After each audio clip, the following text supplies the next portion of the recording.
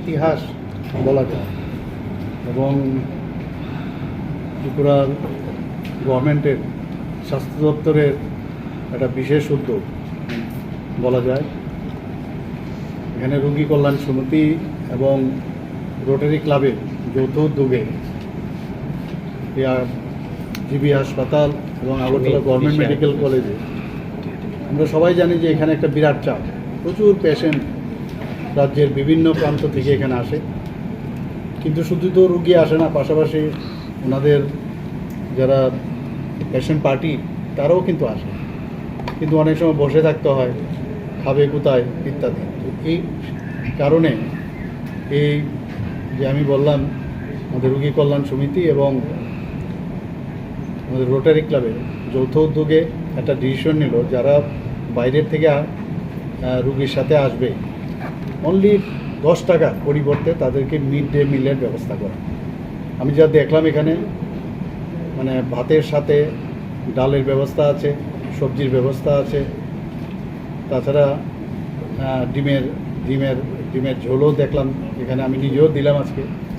তো এটা সাংঘাতিক একটা বিষয় যে 10 টাকার বিনিময়ে তো এত কম পয়সায় তো একটা মিল হতে পারে না। এরকম একটা মিড ডেলের ব্যবস্থা করেছে। আমি রোটারি ক্লাবের যারা আছেন এখানে তাদেরকে আমি ধন্যবাদ দেব, আর কেএসকেও আমি ধন্যবাদ দেব যে এরকম একটা সুন্দর একটা কাজ ওনারা করেছেন এবং এটা মানুষের কল্যাণেই সেটা হচ্ছে। আমরা একটার পর একটা আমরা করে যাচ্ছি। আপনারা জানেন যে বাজেটও আমরা একটা প্রকল্প আমরা রেখেছি, যাতে বাইরের থেকে যখন পেশেন্টরা আসবে তাদের যারা পেশেন্ট পার্টি যারা আছে তারা আসার পর অনেক সময় শুধু তারা না, বাইরের থেকে অন্য কাজেও যখন আসবে শেল্টার হাউস আমরা একটা তৈরি করছি, সেখানেও থাকা এবং খাওয়ার একটা ব্যবস্থা আমরা করছি।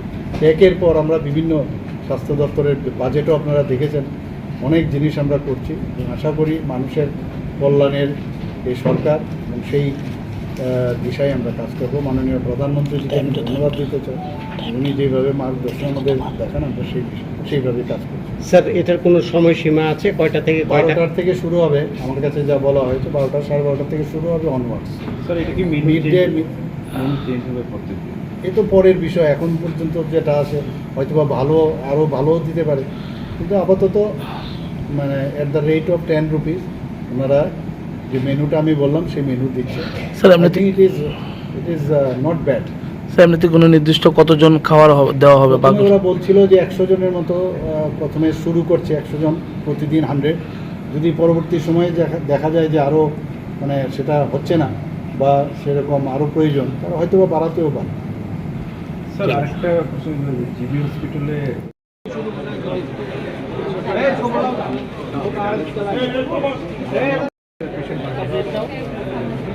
হ্যাঁ